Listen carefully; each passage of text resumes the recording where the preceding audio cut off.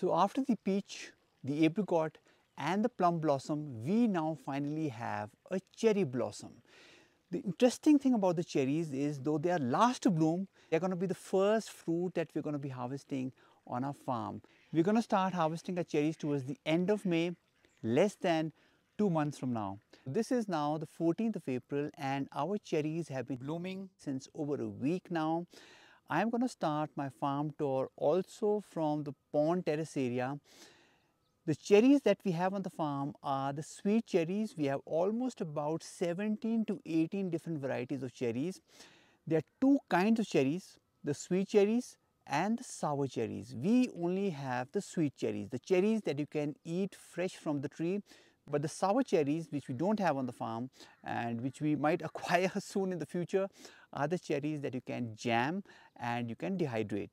Now, to begin our tour, I have this cherry tree behind me, and this one here is the Bigario cherry, and this is on a rootstock. All our cherries are on a rootstock. The rootstock here is Gisela 6 or Gisela 5.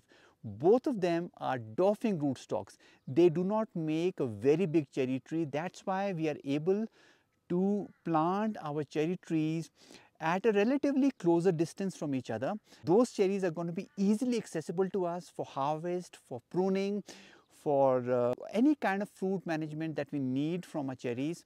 They'll be easier because they are smaller varieties, they are dwarfing varieties, they are easily accessible to us and they can be planted close together.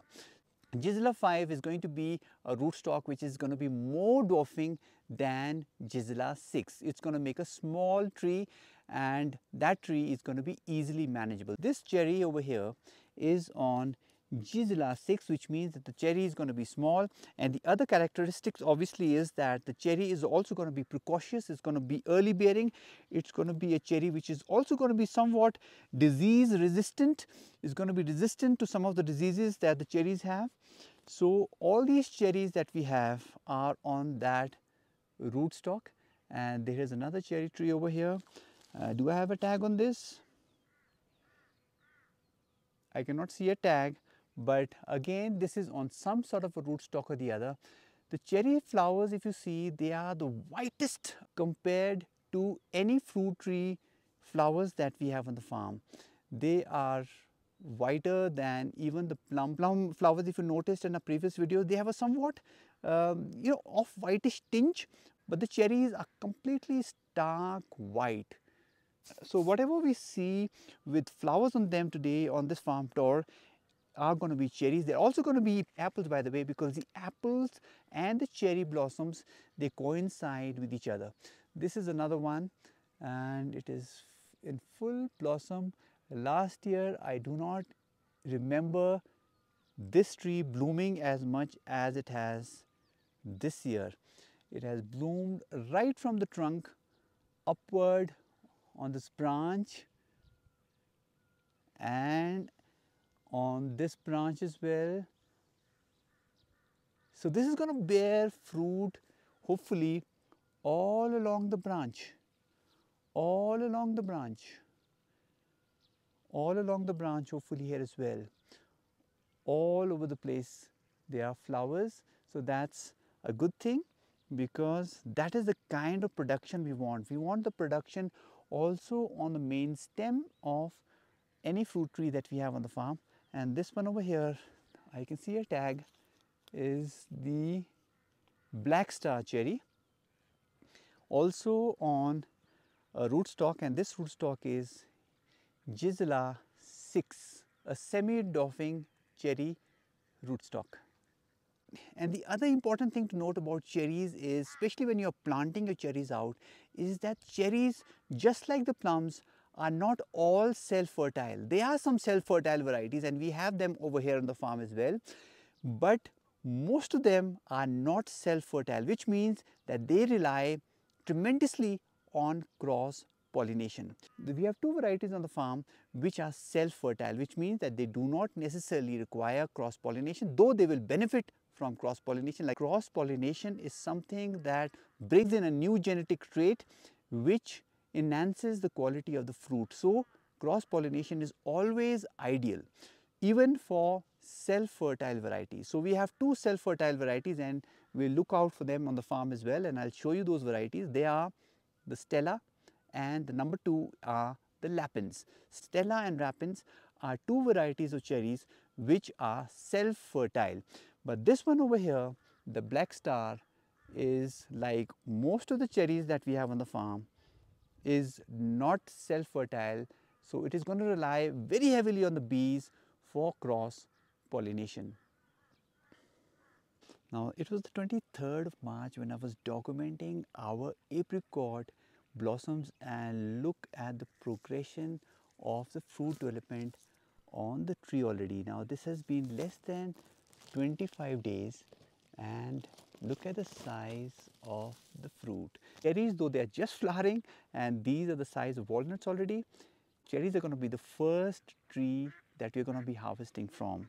There's another cherry which is in full blossom, and it has this open center formation as well.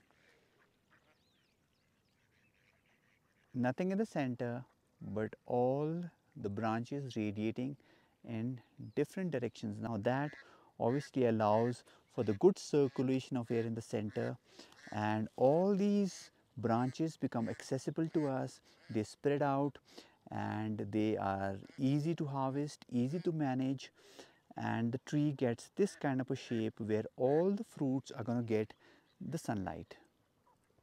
And right next to a pond we have this cherry tree which is humming with the bees. Now the bees that we depend on for pollination are the Epicerana, the native bees. We do not get bees from outside. We do not get the Apis mellifera, which are the Italian bees that commercial orchardists need to get for pollination of the apple trees, but we are dependent on this bee, which is the Epicerana bee, and it is the bee that is required for the cross pollination of the cherries. This is the lapis, the cherries that I was talking about, one of the two cherries which are self-fertile, which means that they do not necessarily rely on the bees for cross pollination. They can fertilize. Each flower can fertilize itself. The flowers of this tree can fertilize each other, and also this particular flower, one individual flower, can fertilize itself.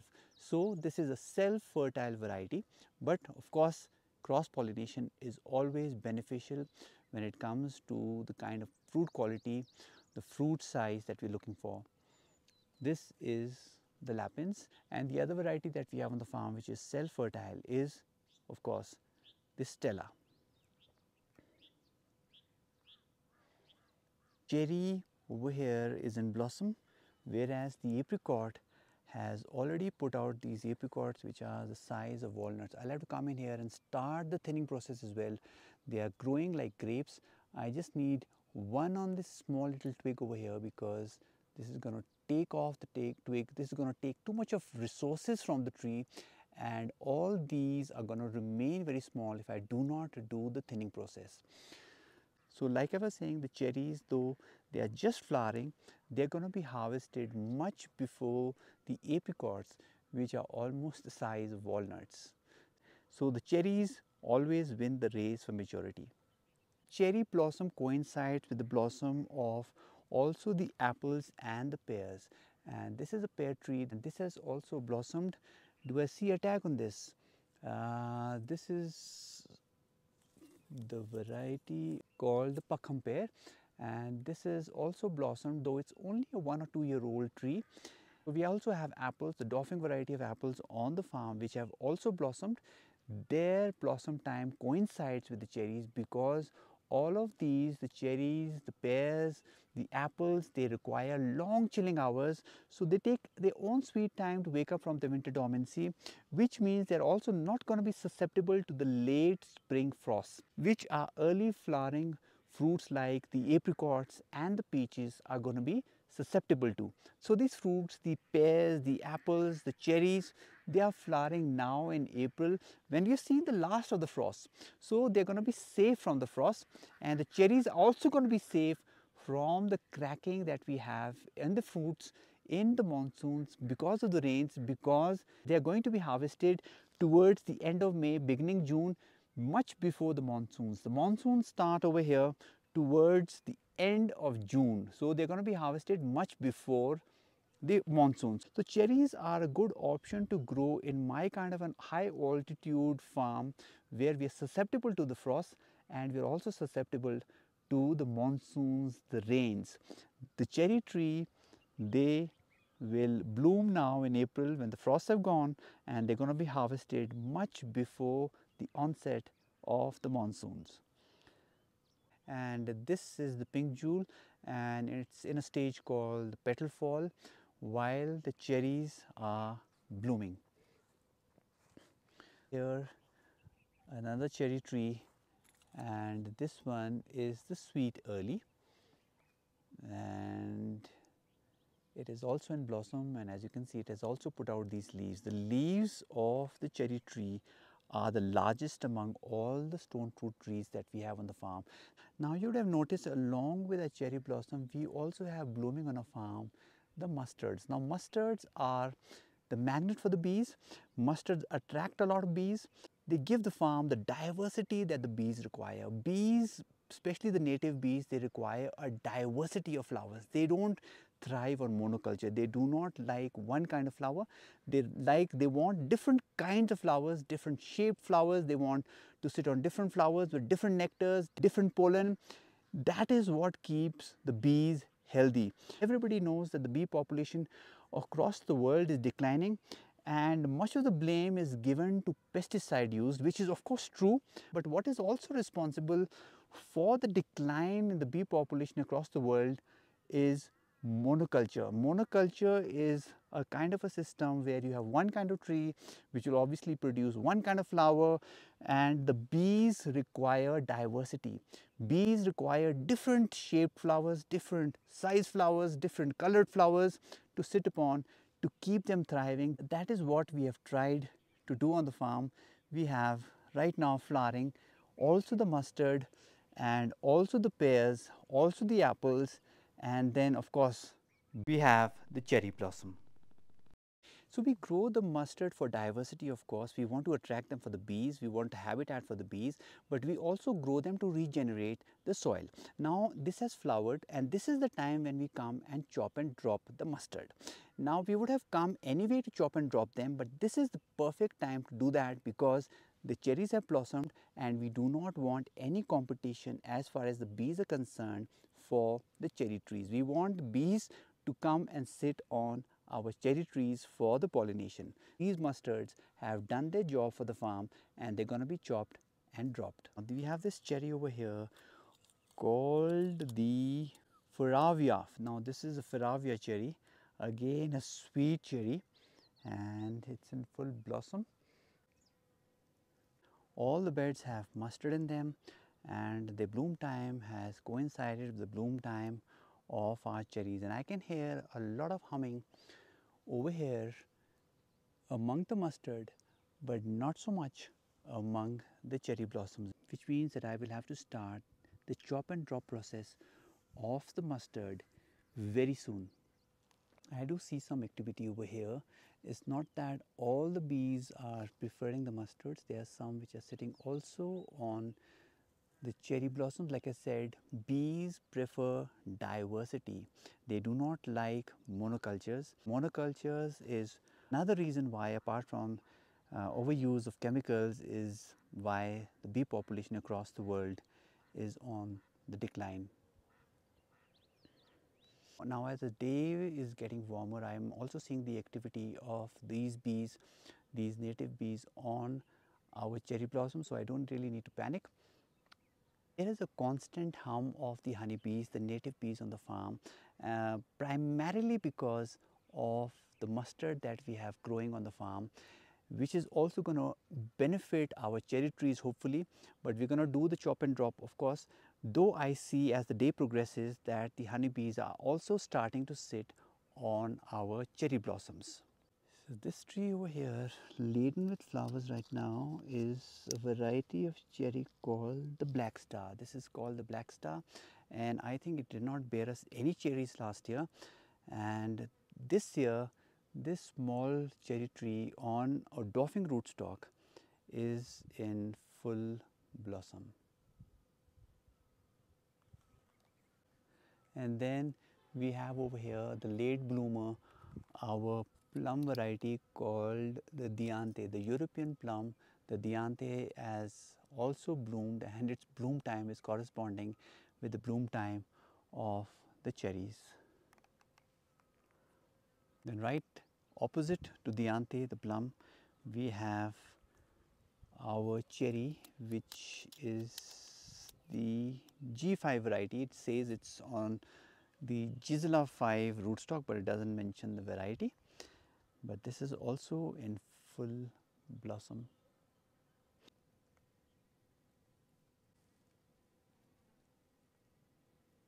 Coinciding with the blossom of the cherries is also our apple blossom. This is a tree that we planted, apple tree that we planted on a dwarfing rootstock, the M9, 2 years ago in 2023, and it's now in full blossom, and I can see bees doing the work also on the apple tree, even though we have lots of mustard growing underneath the apple tree. So the bees are also climbing up to the apple tree. If you look at this cherry tree over here, this is called the Red Pacific variety. The Red Pacific variety of cherry tree, while it's blooming at one end, it has also started setting fruit at the same time. So this is going to be the cherry tree from where we're going to start the harvest, and that harvest is going to begin towards the end of May. Now you can see these fruitlets, they have already developed. These are the cherries, and it's on a race to start the formation of the fruit.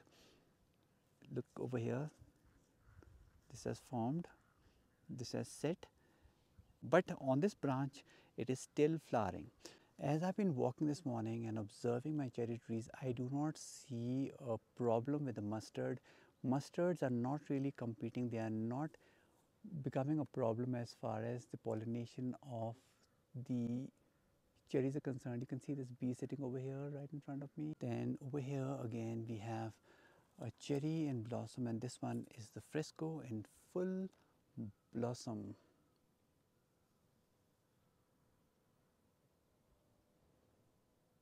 And this cherry over here is the lapins, the self-fertile cherry tree that we have on the farm.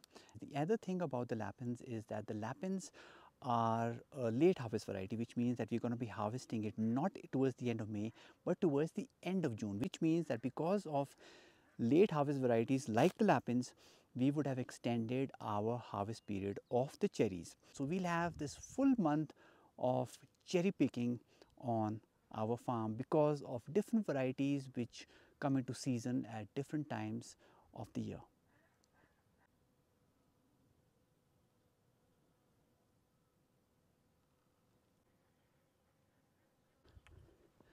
This variety is called the Heidelfinger, and this is after a small village in Germany. How do I know that? We had a German volunteer on the farm who knew this village, and this is on the rootstock, the dwarfing rootstock called the Gisela 5, which is going to keep this fruit tree small and compact.